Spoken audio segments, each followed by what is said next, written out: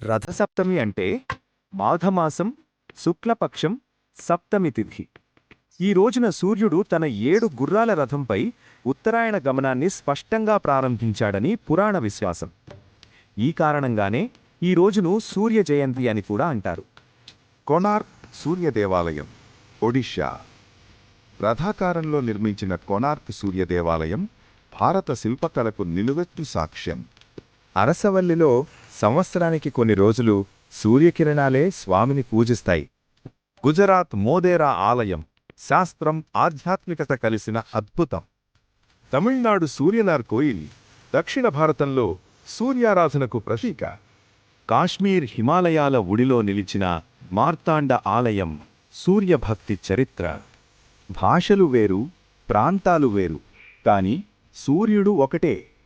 రథసప్తమి భారతీయ సంస్కృతిలో సూర్యుడితో మన అనుబంధాన్ని గుర్తుచేసే పవిత్ర దినం. ఈ వెలుగు తరతరాలకు దారి చూపుతూనే ఉంటుంది. అందరికీ రథసప్తమి శుభాకాంక్షలు. నమః సూర్యనారాయణాయ.